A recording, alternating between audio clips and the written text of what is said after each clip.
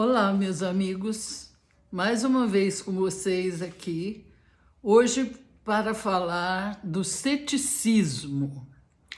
Que seria o ceticismo? Essa corrente filosófica lá do início da Grécia, né?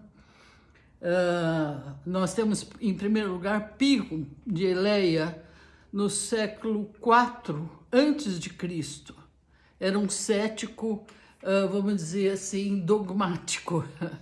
Ceticismo e dogmatismo são coisas opostas, mas eu apliquei esse termo para o Pirro porque ele não acreditava nem na possibilidade do conhecimento. O cético é aquele que não crê, aquele que não acredita, aquele que duvida de tudo, duvida até do próprio conhecimento, né? Mas ele deixou nada escrito. A gente sabe dele através de outros filósofos e historiadores da filosofia.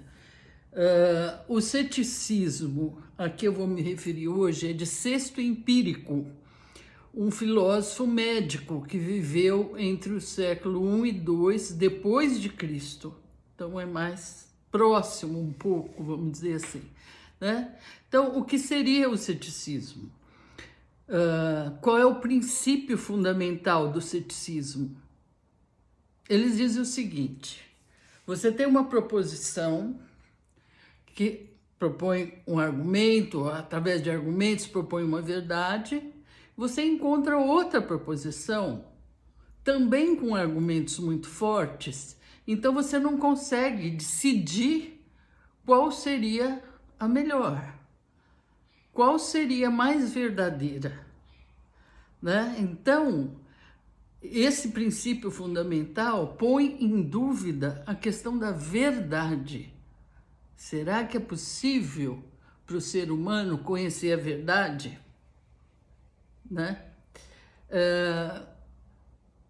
E o que o cético propõe? Ele propõe um método que se chama suspensão do juízo.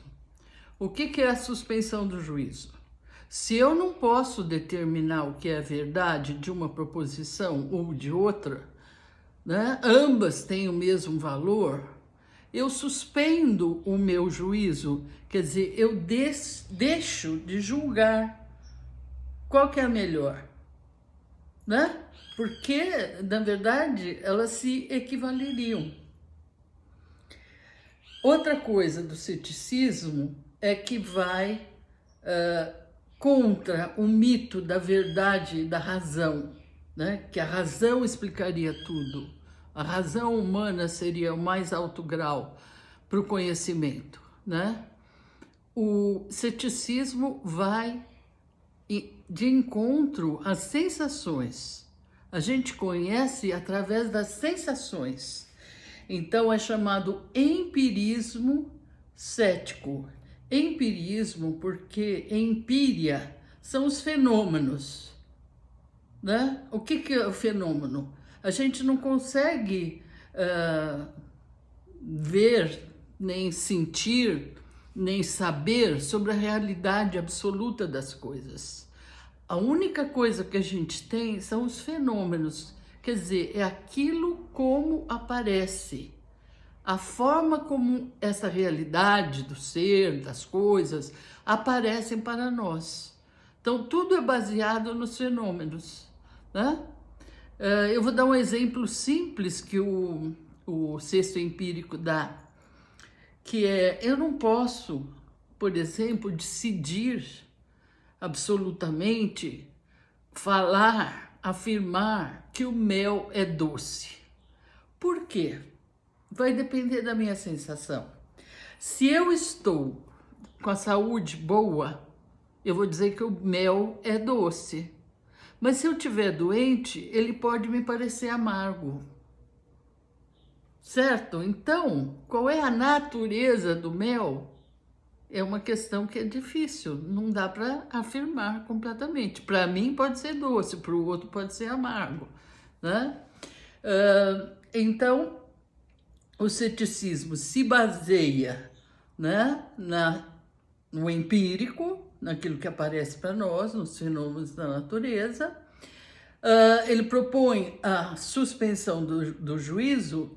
Nós vamos ver isso muito mais tarde, no século XVII, com o Descartes, que propõe também o método da suspensão do juízo, né? A dúvida metódica. Só que para ele, isso é um método que depois vai chegar, vai ultrapassar. Ele vai duvidar de tudo, mas depois ele vai chegar a uma crença em Deus, a crença na alma, etc, etc. O empirismo cético do sexto empírico, não. Quer dizer, nós vamos chegar com essa suspensão do juízo a uma epoqué. Epoqué é uma tranquilidade, vamos dizer, do espírito, né? Ele não pode decidir, então melhor seria o quê? Seria seguir os costumes, né? Para viver em sociedade, para viver bem, né? Para você ser feliz, você deve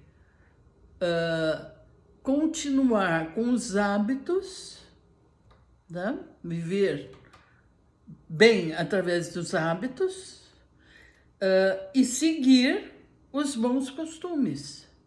Essa é a ideia, né? Porque realmente chegar a uma verdade absoluta não é possível. Eu vou mostrar para vocês aqui um livro, Rumo ao Ceticismo, de um professor de filosofia, aliás, foi meu professor de História da Filosofia e de Lógica, Oswaldo Porchat Pereira, que era da Universidade de São Paulo, depois ele passou para a Unicamp. E Rumo ao Ceticismo, ele diz que o ceticismo é uma filosofia muito boa para os dias de hoje, inclusive. O livro é muito interessante, é fácil de ler, não é difícil. Foi publicado em 2007.